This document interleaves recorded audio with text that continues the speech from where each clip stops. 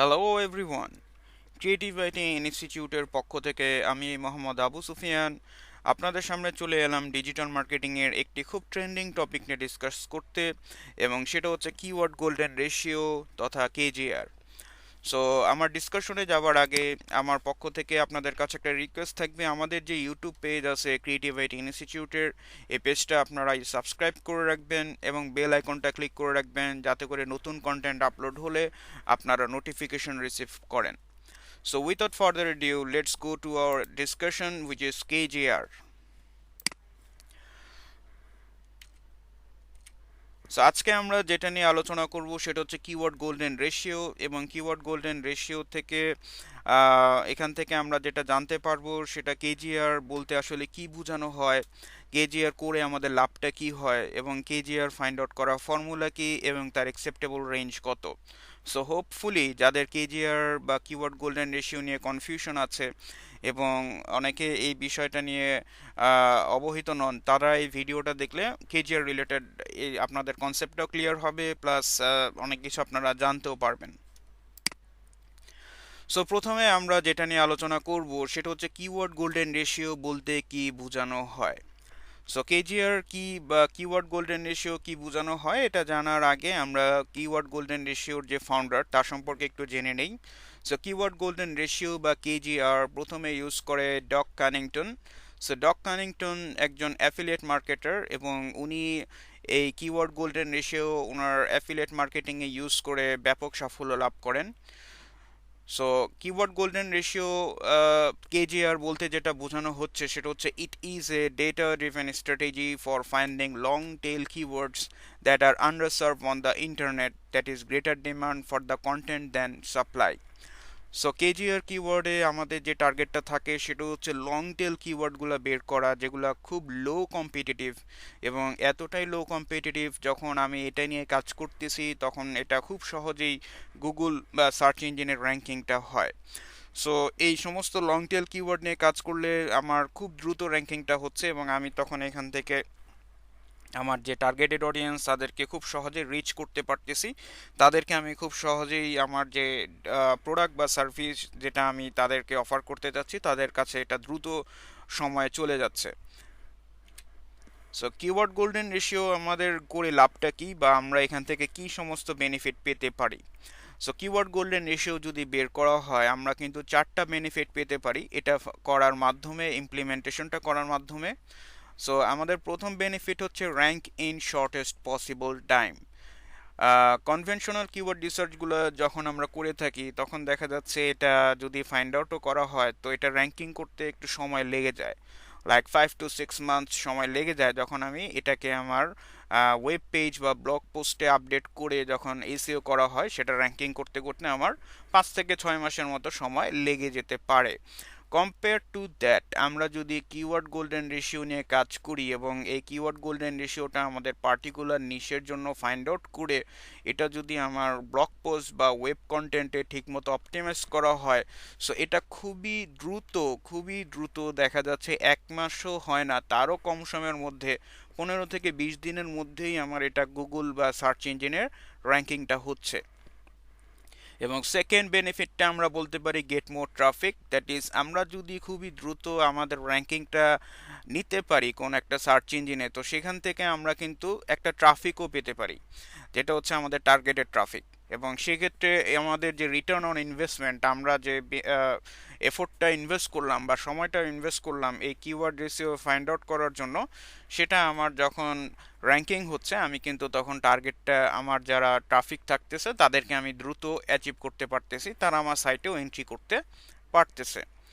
Thirdly benefit বলতে পারি আমাদের objective. So conventional keyword research করার সময় আমাদের কিন্তু বিভিন্ন ক্রাইটেরিয়া ফলো করতে হয়, যেমন আমাদেরকে র্যাঙ্কিং দেখতে হয়, আমাদের পিএ স্কোর দেখতে হয়, ডিএ স্কোর দেখতে হয়, আমাদের অ্যাকচুয়াল কম্পিটিটর দেখতে হয়, আমাদেরকে কম্পিটিটর অ্যানালিসিস করতে হয়, বিভিন্ন ক্রাইটেরিয়া ফলো করে আমাদেরকে কিন্তু একটা ডিসিশনে চলে আসতে হয় যে আমি কোন কিওয়ার্ডটা নিয়ে কাজ করব।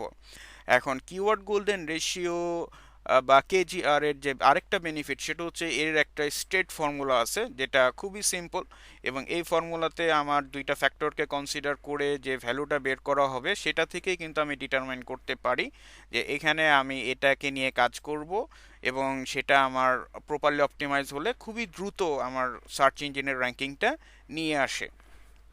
চতুর্থ বেনিফিটটা আমরা বলতে পারি ডেফিনেটলি স্টে মোটিভেটেড, কারণ আমাদের যে এত টাইম ইউটিলাইজ হচ্ছে, আমরা যে এত এফোর্টকে ইনভেস্ট করতেছি কোনো একটা পার্টিকুলার ওয়েব পেজ বা ব্লগ পোস্টকে র্যাঙ্কিংয়ে আনার জন্য, এবং সেটা যখন একটা পার্টিকুলার সময়ের পর র্যাঙ্কিংয়ে চলে আসে তখন কিন্তু আমাদেরকে সামনে আগানোর জন্য এটা যথেষ্ট মোটিভেট করে, ইন্সপায়ার্ড করে।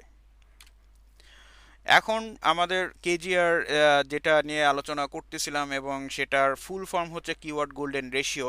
সো এটার যে ফুল ফর্ম সেখানে কিন্তু আপনারা দেখতে পাচ্ছেন যে এটা হচ্ছে একটা রেশিও। সো দ্যাট মিনস এখানে একটা ভ্যালু হবে, এবং এই ভ্যালুটা ক্যালকুলেট করার জন্য আমাদেরকে একটা ফর্মুলার মাধ্যমে বের করতে হবে। So how to calculate KGR, এখানে আমরা সেই ফর্মুলাটা দেখব। সো কেজিআর বের করার জন্য আমাদের ফর্মুলা হচ্ছে all in title divided by search volume. So all in title এবং সার্চ ভলিউম এই দুইটা ভ্যালু বের করে আমাদেরকে কেজিআর এর একটা স্কোর বের করতে হবে।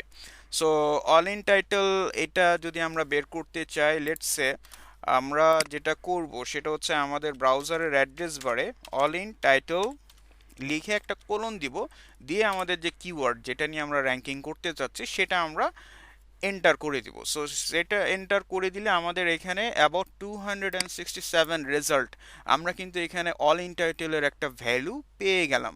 সো এটাই হচ্ছে আমাদের অল ইন টাইটেলের ভ্যালু, এবং এটা আমরা এখানে বসিয়ে দিব অল ইন টাইটেলে 267 এবং search volume. So search volume এটা কি? সার্চ ভলিউম হচ্ছে একটা পার্টিকুলার লোকেশন থেকে এক মাসে কতজন ইউজার একটা কিওয়ার্ড লিখে সার্চ করে।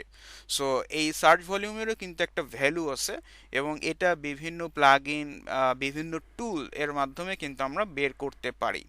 সো এটাকে বের করে আমাদের যে দুইটা ভ্যালু আসলো সেটাকে আমাদের ডিভাইড করতে হবে, দ্যাট ইজ অল ইন টাইটেলের যে ভ্যালু আসলো এবং সার্চ ভলিউমের যে ভ্যালু আসলো, এই দুইটা ভ্যালুকে আমরা ডিভাইড করব।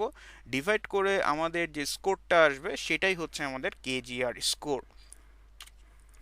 এখন প্রশ্ন হচ্ছে কেজিআর স্কোর কত হলে আমরা অ্যাকসেপ্ট করব এবং কত হলে আমরা রিজেক্ট করব। দ্যাট ইজ কেজিআর যেটাই আসবে সেটাই কি আমরা অ্যাকসেপ্ট করব?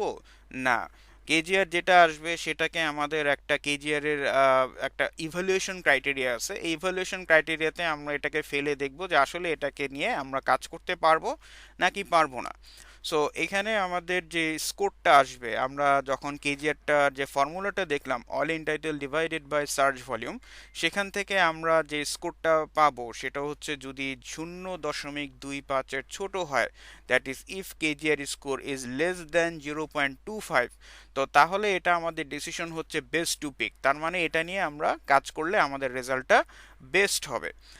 আর কেজিআর যদি আমাদের 0.25 থেকে বড় হয় বা 0.99 থেকে ছোট হয়, তো সেক্ষেত্রে ওকে, এটা নিয়েও আমরা কাজ করতে পারবো। বাট যদি কেজিআর আমাদের 1 থেকে বড় হয়, that is it is greater than 1, তাহলে কিন্তু অথবা ইকুয়াল টু 1, যদি কেজিআর আমার 1 থেকে বড় হয় অথবা সমানও হয়, তো সেক্ষেত্রে এটা নিয়ে কাজ করে কোনো লাভ হবে না। সো এটাকে তখন আমরা রিজেক্ট করে দিব।